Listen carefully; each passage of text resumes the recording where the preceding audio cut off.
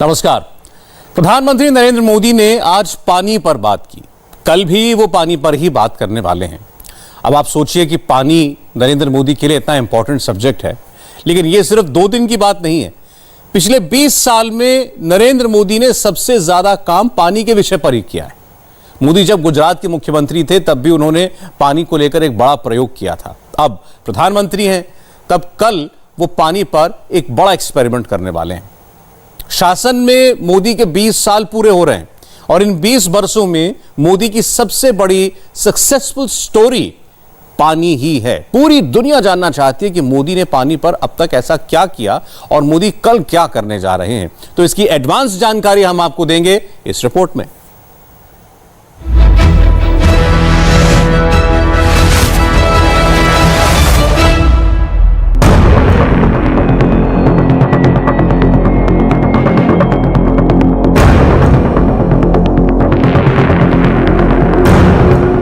कच्छ के रेगिस्तान में भी पानी पहुंच सकता है, यह सोच नरेंद्र मोदी की है। मोदी की परियोजना वहां चल रही है जहां के बारे में पहले किसी ने सोचा भी नहीं था। सोचना तो आसान था, लेकिन करना बहुत मुश्किल।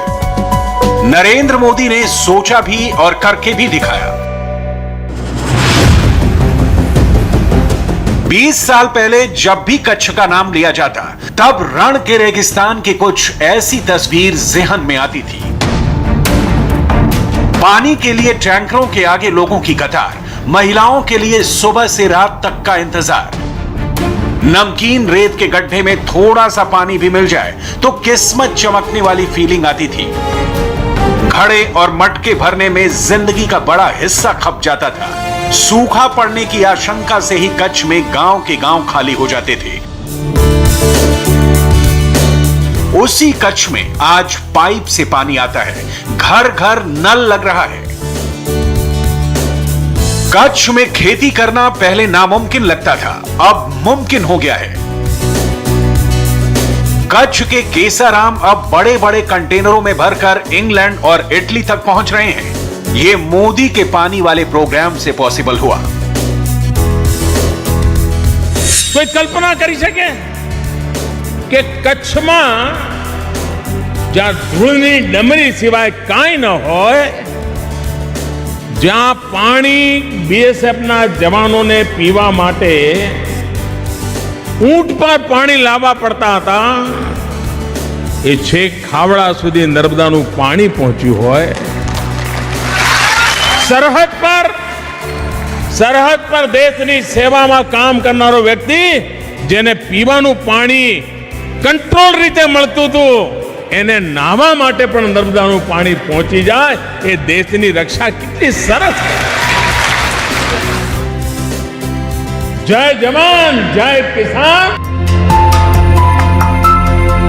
नर्मदा का पानी गुजरात के गांव गांव तक पहुंचाना और सरदार सरोवर डैम की ऊंचाई बढ़ाकर उसे कंप्लीट कराना, नरेंद्र मोदी के प्रोफाइल में ये 2 काम हमेशा काउंट किए जाते हैं। कच्छ के बारे में नरेंद्र मोदी ने जो सोचा उसे पूरा किया। लेकिन ये हुआ कैसे? मोदी ने ये किया कैसे? 2001 में गुजरात का मुख्यमंत्री बनने के बाद नरेंद्र मोदी ने अगले 5 से 7 साल तक सबसे ज्यादा पानी पर ही काम किया। कच्छ का रण मुख्यमंत्री नरेंद्र मोदी की पहली प्रयोगशाला बना। तब नरेंद्र मोदी ने सोचा था कि अगर उन्होंने कच्छ तक पानी पहुंचा दिया तो गुजरात की आधी समस्या हल हो जाएगी। पानी घर में भी काम आता है, खेतों में भी काम आता है और फैक्ट्रियों के लिए भी जरूरी है। पानी सबकी जिंदगी बदलेगा, लेकिन पानी पहुंचेगा कैसे?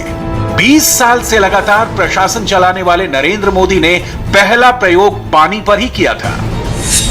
मां नर्मदा के बिना हम गुजरात की कल्पना नहीं कर सकते,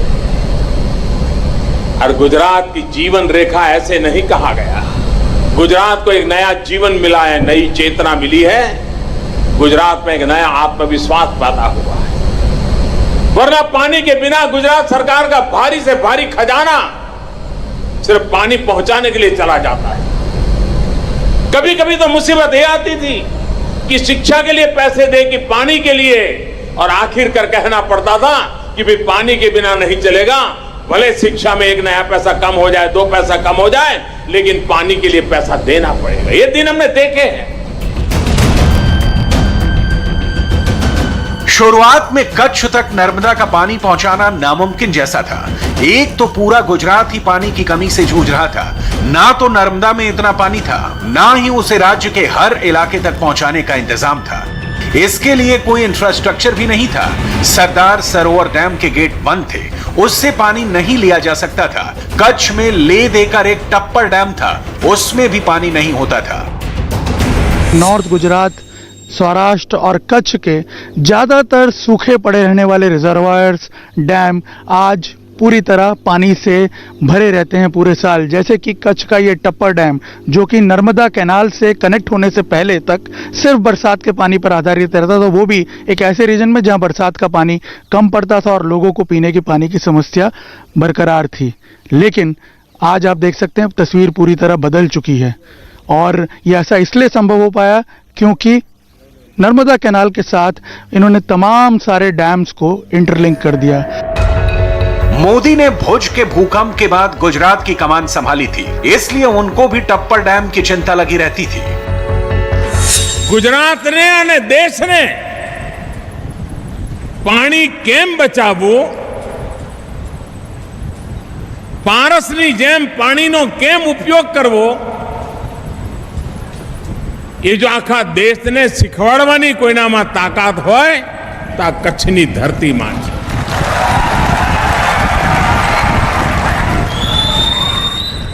જે દી ભૂકંપ આવ્યો એ દિવસોમાં હું અહીંયા રહેતો હતો। કોઈના મકાન પડી ગયા હોય, રસ્તા બધા તૂટી ગયા હોય, પુલ પડી ગયા હોય, પણ કચ્છી માળુને મળીએ તો એની વાતમાં એક વાત અવશ્ય નીકળે કે આટલા ભૂકંપમાં ટપ્પર ડેમનું શું થયું છે, કેટલો બચ્યો છે કે નથી બચ્યો, ઘર મારું બચ્યું છે કે નથી બચ્યું, ગામ મારું બચ્યું છે કે નથી બચ્યું, એની અને ચિંતા પછી હતી। પહેલી ચિંતા એ હતી का भूकंप में टप्पर डैम बच्यो छे कि नहीं बच्यो। कच्छ वाटर इनिशिएटिव, सोनी योजना, नर्मदा कंजर्वेशन प्रोग्राम, सी वाटर डिसैलिनेशन प्लांट, हर घर नल से जल, जल जीवन मिशन, साबरमती रिवर फ्रंट। आज गुजरात को चाहे जिधर से देखें उधर पानी ही पानी नजर आता है। सी वाटर डिसैलिनेशन प्लांट का आइडिया नरेंद्र मोदी इजराइल से लेकर आए हैं। चेन्नई के बाद गुजरात में नरेंद्र मोदी ये प्रयोग कर रहे हैं। 20 साल पहले इनमें से कुछ भी नहीं था। तब नरेंद्र मोदी ने पानी बचाने और पानी की बर्बादी रोकने से अपने जल जीवन मिशन की शुरुआत की थी। ये उन दिनों की बात है जब गुजरात के लोगों और किसानों की सबसे बड़ी चिंता बिजली को लेकर होती थी। तब मोदी ने किसानों को समझाया था कि बिजली से ज्यादा पानी पर ध्यान देना होगा, पानी बचाना होगा, उसे अच्छे से यूज करना होगा, तभी किसानों का भला होगा। नरेंद्र मोदी ने तब 1 ड्रॉप मोर क्रॉप का नारा दिया था। ખેડૂતે ધ્યાન કેન્દ્રિત કરવાની જરૂર છે, વીજળી નહીં પાણી। મને બરાબર યાદ છે શરૂઆતના 2-3 વર્ષ હું કોઈને મારી વાત સમજાવી નહોતો શકતો। અમારા વિચારને ભરેલા લોકો પણ મારી સામે આંદોલન કરતા હતા, ભૂખ હડતાલ પર બેસતા હતા। હું જ્યાં જઉં ત્યાં પૂતળા બારતા હતા, અને હું અડગ રહ્યો કે નહીં ભાઈ, આપણે ધ્યાન કેન્દ્રિત કરીએ પાણી ઉપર। અને આજે અત્યંત સંતોષ સાથે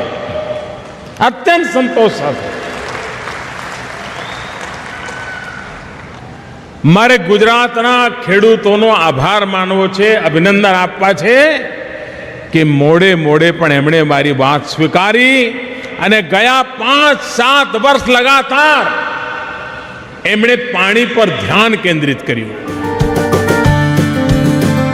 कच्छ में आज जितने चेक डैम, तालाब और वाटर रिचार्जिंग इंफ्रास्ट्रक्चर दिखते हैं वो 2001 से शुरू हुए। कच्छ के हर एक तालुका को टारगेट देकर काम कराया गया। बड़ी सरकारी इमारतों में रेन वाटर हार्वेस्टिंग सिस्टम लगाया गया। सीवेज ट्रीटमेंट प्लांट लगाकर पानी को दोबारा यूज करने के लायक बनाया जाने लगा। के करीब 76,000 किलोमीटर का कैनाल नेटवर्क है जो नर्मदा डैम के साथ जुड़ा हुआ है और 2014 के बाद करीब 5 सालों में इसमें से 40 से 45,000 किलोमीटर का काम जो है वो इन 5 सालों में हुआ। यानी आप देखिए, एक तरफ डैम की ऊंचाई बढ़ने का काम चल रहा था, डैम के कंप्लीशन का काम चल रहा था, तो दूसरी तरफ तेजी से ये कैनाल नेटवर्क्स जो हैं उनके बनने का काम चल रहा था। नरेंद्र मोदी गुजरात के गांव-गांव में पानी पहुंचाने की बात करते थे, लेकिन सोच सिर्फ गुजरात तक सीमित नहीं थी। जो काम मुख्यमंत्री नरेंद्र मोदी ने शुरू किया था वो अब प्रधानमंत्री नरेंद्र मोदी की लीडरशिप में भी चल रहा है। पानी हिंदुस्तान की किस्मत बदल सकता है, ये सोचा किसने? नरेंद्र मोदी ने। एनाय करता मोटी मुसीबत એટલે પાણી। અમારા અનેક ગામ પીવાના પાણી માટે વલખા મારે। અમારી સરકારની ઘણી મોટી શક્તિ 10 વર્ષમાં 7 વર્ષ દુકાળમાં જાય, પીવાનું પાણી કેમ પહોંચાડવું એમાં જાય। જો ઈશ્વરે અમને પાણીની સુવિધા કરી દીધી હોત તો અમે એટલા બધા તાકાતવાર હતા, એટલા બધા પાણીદાર હતા કે અમે આખા હિન્દુસ્તાનને જ્યાં લઈ જઈએ ત્યાં લઈ જગ્યા હોત, એટલી અમારામાં તાકાત હતી। नरेंद्र मोदी ने गुजरात का मुख्यमंत्री रहते हुए 6 लाख चेक डैम, बोरी बांध और तालाब बनवाए। सरदार सरोवर डैम के गेट खोलने से पहले ही मोदी ने 9,000 करोड़ का प्रोजेक्ट शुरू कर दिया। इस 9,000 करोड़ से मोदी ने पूरे गुजरात में पानी की बड़ी बड़ी पाइपलाइनें बिछानी शुरू की। खुली नहरों से पानी ले जाने की बजाय नरेंद्र मोदी ने पाइप से पानी ले जाने का फैसला किया। खुली नहर में पानी की बर्बादी ज्यादा होती है, पाइपलाइन में पानी बर्बाद नहीं होता। मोदी ने पानी की लीक प्रूफ योजना बनाई। मोदी ने जब गुजरात की सत्ता संभाली थी तब गुजरात में पानी का स्तर नीचे जा रहा था। मोदी के प्रयासों से वो 3 से 12 फीट ऊपर आ गया। मोदी ने जल संचय और जल सिंचन को जन जन का एजेंडा बना दिया। इसका पहला फायदा किसानों को हुआ। सरदार सरोवर डैम प्रोजेक्ट को कंप्लीट करके मोदी ने गुजरात को हमेशा हमेशा के लिए पानी के संकट से मुक्त कर दिया। मोदी का वडनगर जिस मेहसाणा में पड़ता है वो इलाका सूखाग्रस्त है, इसलिए नरेंद्र मोदी को बचपन से ही मालूम है कि पानी की कीमत क्या होती है। पानी बचाने और पानी से राज्य और देश की तकदीर संवारने का मोदी फॉर्मूला कैसे काम करता है, ये गुजरात में उनके साथ काम कर चुके सीनियर अफसरों से बेहतर दूसरा कोई नहीं बता सकता। Of course, Narmada being the biggest project and very dear to most people here, उस पे तो फोकस था ही कि डैम पूरा हो, मेन कैनाल पूरा हो, और इट वाज वेरी सिस्टमैटिक कि पहले डैम हो और मेन कैनाल हो जाए, सम ब्रांच कैनाल्स हो जाए और धीरे धीरे कैनाल नेटवर्क बढ़ के पूरा हो जाए।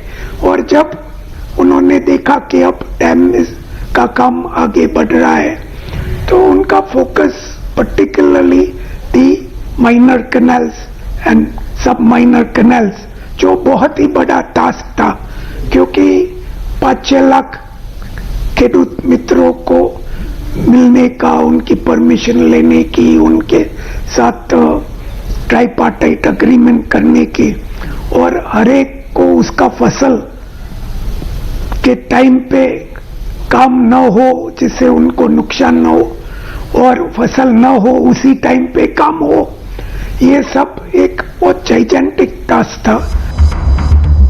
साबरमती रिवर फ्रंट और उस पर उड़ता ये विमान सबूत है कि मोदी ने कैसे काया पलट की है। मोदी ने पानी तो बचा लिया, गांव गांव तक पानी पहुंचाने का रास्ता भी निकाल लिया, लेकिन घर घर पीने का पानी पहुंचाना अभी बाकी था। इस प्रोजेक्ट पर मोदी ने दिल्ली आकर काम शुरू किया। पानी के बारे में मोदी का सबसे बड़ा ऐलान 15 अगस्त 2019 को लाल किले की प्राचीर से हुआ, जब प्रधानमंत्री ने 3.5 लाख करोड़ रुपए के बजट से जल जीवन मिशन शुरू करने की घोषणा की। आजादी के 70 साल हो गए,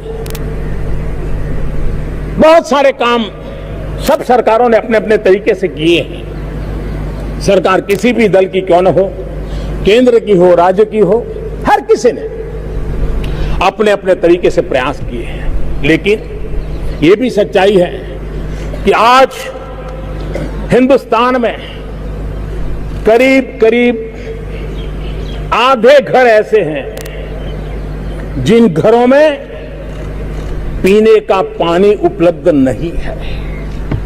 उनको पीने का पानी प्राप्त करने के लिए मशक्कत करनी पड़ती है। माताओं बहनों को सर पे बोझ उठा करके, मटके लेकर के 2-2, 3-3, 5-5 किलोमीटर जाना पड़ता है। जीवन का बहुत सारा हिस्सा सिर्फ पानी में खप जाता है।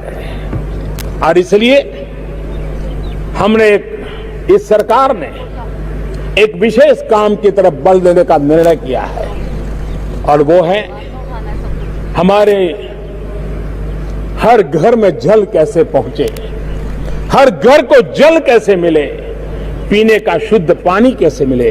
और इसलिए आज मैं लाल किले से घोषित करता हूं कि हम आने वाले दिनों में जल जीवन मिशन को लेकर के आगे बढ़ेंगे। 2024 तक नरेंद्र मोदी ने हर घर नल से जल पहुंचाने का संकल्प लिया, जिससे सबसे ज्यादा खुश महिलाएं हैं। जब से घर घर पाइप से पानी पहुंचने लगा है, महिलाओं का जीवन आसान हो गया है। मोदी के साइलेंट वोट बैंक यानी महिला वोट बैंक की बात बहुत होती है। मोदी के सबसे बड़े वोट बैंक को बनाने में भी पानी का बहुत इंपॉर्टेंट रोल है। कोविड-19 के बावजूद देहाती इलाकों में 4 करोड़ 93 लाख घरों में टैप से पानी पहुंचाने का कनेक्शन दिया गया। आज देहाती इलाकों के 8 करोड़ 10 लाख घरों में पाइप और टैप से पानी पहुंचाया जा रहा है। ग्रामीण भारत में जितने परिवार हैं, उनमें 100 में से 42 परिवारों को पाइप और टैप से पानी मिल रहा है। त्रिपुरा जैसे दूर दराज के राज्य में भी 33% से अधिक घरों में नल से जल पहुंचने लगा है। 2023 के अंत तक मोदी ने त्रिपुरा के 100% घरों में पाइप के जरिए पीने का पानी पहुंचाने का टारगेट रखा है। 2021-22 में जल जीवन मिशन के तहत 8 पूर्वोत्तर राज्यों को केंद्रीय अनुदान के रूप में 9,000 करोड़ रुपए दिए गए हैं। यूपी और एमपी का बुंदेलखंड भी कच्छ की तरह ही पानी की कमी से जूझने वाला इलाका था। आज वहां भी जल जीवन मिशन के तहत टैप से पानी पहुंचने लगा है। बुंदेलखंड क्षेत्र के झांसी, महोबा, ललितपुर, जालौन, हमीरपुर, बांदा और चित्रकूट के 4,513 गांव में से 900 गांव में पाइप से पानी पहुंच रहा है। अब जहां के 38,000 से ज्यादा गांवों को हर घर नल की योजना के अंतर्गत लाया जा रहा है। बुंदेलखंड में पानी के हालात बदलने की ऐसी ही एक परियोजना है केन और बेतवा नदियों के बीच लिंक नहर। केन बेतवा को जोड़ने का हमने बीड़ा उठाया है। अगर केन बेतवा जोड़ दी गई और पानी जमीन में जाना शुरू हो गया तो पूरे बुंदेलखंड में जब पानी बहुत नीचे गया है वो पानी ऊपर आना शुरू हो जाएगा। हर कोने में किसान को उसका लाभ होगा। केन नदी में बारिश के दिनों में भयंकर बाढ़ आती है, जबकि बेतवा नदी का क्षेत्र पानी की कमी से जूझता है। यानी एक छोर पर बाढ़ और दूसरे पर सूखा। नरेंद्र मोदी ने इन दोनों नदियों के बीच 221 किलोमीटर लंबी लिंक नहर बनाने की परियोजना बनाई है। करीब 75,000 करोड़ रुपए का प्रोजेक्ट नरेंद्र मोदी ने पास किया है और अगले ही महीने इसका शिलान्यास होने वाला है। देश के हर परिवार तक अगर पीने का साफ पानी पहुंचा दिया गया तो यह देश में मेगा क्रांति की तरह होगी। मोदी ने इसे पूरा करने का टारगेट 2024 तक रखा है। मोदी ने 22 नवंबर 2020 को यूपी के मिर्जापुर और सोनभद्र में 5500 करोड़ रुपए से इसका शुभ शगुन किया। विंध्याचल से पहले मोदी सरकार ने बुंदेलखंड में इसी तरह की परियोजना शुरू की है। प्रधानमंत्री ने सबसे पहले यही 2 क्षेत्र क्यों चुने, इसके बारे में खुद प्रधानमंत्री ने ही बताया। विंध्याचल हो, बुंदेलखंड हो, ये पूरा क्षेत्र संसाधनों के बावजूद अभाव का क्षेत्र बन गया। इतनी नदियां होने के बावजूद इसकी पहचान सबसे अधिक प्यासे और सूखा प्रभावित क्षेत्रों से ही रही। इस वजह से अनेकों लोगों को यहां से पलायन करने पर भी मजबूर होना पड़ा। साथियों, बीते वर्षों में विंध्याचल की इस सबसे बड़े परेशानी को दूर करने एक निरंतर काम किया गया है। यहां घर घर जल पहुंचाने और सिंचाई की सुविधाओं का निर्माण इसी प्रयास का एक बहुत अहम हिस्सा है। कोरोना महामारी के बीच प्रधानमंत्री ने जिस जल जीवन मिशन की शुरुआत की, उसके बारे में कुछ अहम बातें जाननी जरूरी है। जल जीवन मिशन को मोदी कैबिनेट ने 13 अगस्त 2019 को मंजूरी दी। प्रधानमंत्री ने 15 अगस्त 2019 को लाल किले से इसकी घोषणा की।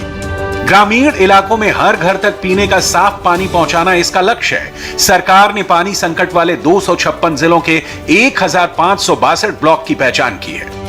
गांव में कुल 17 करोड़ 87 लाख घर हैं, जिनमें से 81% घरों में पानी की समस्या है। जल जीवन मिशन के लिए 3,60,000 करोड़ रुपए का बजट रखा गया है। जल जीवन मिशन में केंद्र और राज्य सरकारें 50-50 का योगदान करती हैं। पहाड़ी राज्यों और पूर्वोत्तर के राज्यों में मोदी सरकार 90% खर्च उठा रही है। जल शक्ति, जन शक्ति, जल जीवन मिशन, नल से जल। पिछले 20 साल में मोदी के संकल्प पत्रों को देखें तो उसमें जल का जिक्र बार बार आता है। अब नरेंद्र मोदी के विरोधी इसके बाद भी प्रधानमंत्री के इरादों पर शक करें तो गलती उनकी है। पानी को लेकर मोदी को आइडिया कहां से आता है, इसका जवाब खुद मोदी ने दिया है। मोदी के मन की यह बात 3.5 साल पहले की है। इसे सुनेंगे तो पानी के बारे में मोदी की सोच क्लियर हो जाएगी। बारिश की एक एक बूंद हम कैसे बचाएं, और हम में से सबको पता है कि हम भारतीय के दिल में जल संरक्षण ये कोई नया विषय नहीं है, वो किताबों का विषय नहीं है, भाषण का विषय नहीं रहा। सदियों से हमारे पूर्वजों ने इसे जी करके दिखाया है। एक एक बूंद पानी के महात्म्य को उन्होंने प्राथमिकता दी है। उन्होंने ऐसे नए नए उपाय ढूंढे हैं कि पानी की एक एक बूंद को कैसे बचाया जाए। आप में से शायद जिन लोगों को तमिलनाडु में जाने का अवसर मिलता होगा, तो तमिलनाडु में कुछ मंदिर ऐसे हैं कि जहां मंदिरों में सिंचाई व्यवस्था, जल संरक्षण व्यवस्था, सूखा प्रबंधन, इसके बड़े बड़े शिलालेख मंदिरों में लिखे गए हैं। मन्नार कोविल, चेरान महादेवी, कोविलपट्टी या पुडुकोट्टई हो, सब जगह पे बड़े बड़े शिलालेख आपको दिखाई देंगे। आज भी विभिन्न बावड़ियां, स्टेपवेल्स पर्यटन स्थल के रूप में तो परिचित है, लेकिन ये न भूलें कि ये जल संग्रह के बड़े हमारे पूर्वजों के अभियान के जीते जागते सबूत है। गुजरात में अडालज और पाटन की रान की वाव, जो एक यूनेस्को वर्ल्ड हेरिटेज साइट है, इनकी भव्यता देखते ही बनती है। एक प्रकार से बावड़ियां जल मंदिर ही तो है। अगर आप राजस्थान जाएं तो आप जोधपुर में चांद बावड़ी जरूर जाइएगा। यह भारत की सबसे बड़ी और सबसे खूबसूरत बावड़ी में से एक है। और सबसे ध्यान देने वाली बात यह है कि यह उस धरती पर है जहां पानी की किल्लत रहती है। 2019 चुनाव से पहले नरेंद्र मोदी ने पानी से जुड़ी समस्याएं हल करने के लिए अलग से जल शक्ति मंत्रालय के गठन का संकल्प लिया, तो कई लोगों को हैरानी हुई। कुछ लोगों ने इसे चुनावी वादा समझकर हवा में उड़ा दिया, लेकिन मोदी कुछ अलग सोच रहे थे। 2019 से पहले पानी का मसला कई सरकारी विभागों में बटा हुआ था। राज्य और केंद्र सरकार में, केंद्र के अलग अलग मंत्रालयों में, कई बार केंद्र के एक ही मंत्रालय के अलग अलग विभागों में पानी को लेकर झगड़े विवाद चलते रहते थे। मोदी ने जल शक्ति मंत्रालय बनाया तो पानी को लेकर सरकारी सिस्टम का पूरा अप्रोच ही बदलने लगा। गंगा सफाई के लिए नमामि गंगे परियोजना की हेडलाइन आपने अक्सर देखी होगी। मोदी की कई परियोजनाएं हेडलाइन में नहीं आती, लेकिन उन पर भी तेजी से काम चल रहा है। ऐसी ही एक योजना है अटल भूजल योजना। अटल बिहारी वाजपेयी की 95वीं जयंती यानी 25 दिसंबर 2019 को मोदी ने इस परियोजना को शुरू किया। यह प्रोजेक्ट उन क्षेत्रों में चल रहा है जहां ग्राउंड वाटर बहुत नीचे है। अटल भूजल योजना से महाराष्ट्र, कर्नाटक, मध्य प्रदेश, उत्तर प्रदेश, हरियाणा, राजस्थान और गुजरात इन 7 राज्यों के भूजल को उठाने में मदद मिल रही है। मोदी ने इन 7 राज्यों के 78 जिलों में 8300 से ज्यादा ग्राम पंचायतों में पायलट प्रोजेक्ट बनाकर काम शुरू किया। पानी को लेकर मोदी क्या सोचते हैं? पानी पर मोदी सरकार कितने लेयर में काम कर रही है, इसे खुद प्रधानमंत्री से सुनिए और समझिए। न्यू इंडिया को हम जल संकट की हर स्थिति से निपटने के लिए हम सबको मिलकर के इस स्थिति को मजबूत करना ही होगा और इसके लिए हम 5 स्तर पर एक साथ काम कर रहे हैं। पहला, पानी से जुड़े जो डिपार्टमेंट है हमने उनके साइलोस को तोड़ा है। दूसरा, भारत जैसे विविधता भरे देश में हमने हर क्षेत्र की जमीनी स्थिति को देखते हुए योजनाओं का स्वरूप तय करने पर जोर दिया है। तीसरा, जो पानी उपलब्ध होता है उसके सही संचयन और वितरण पर ध्यान दिया। चौथा, पानी की एक एक बूंद का इस्तेमाल हो, पानी की रिसाइकलिंग हो, इसे योजनाओं में प्राथमिकता दी। और पांचवा, सबसे महत्वपूर्ण वो है जागरूकता और जन भागीदारी। पिछले 75 साल में देश को पहली बार ऐसा शासक मिला है जो ग्राउंड लेवल तक जाकर पानी को समझता है। मोदी को समस्या भी मालूम है और समाधान भी पता है। जहां कभी सूखा पड़ता था वहां के चेक डैम, तालाब और पोखर अब गर्मियों में भी लबालब भरे रहते हैं। सफलता का इससे बड़ा सबूत दूसरा कुछ नहीं हो सकता। इंडिया टीवी हर वक्त हर जगह डाउनलोड करने के लिए सर्च करें India TV news Google play store या ऐप स्टोर पर।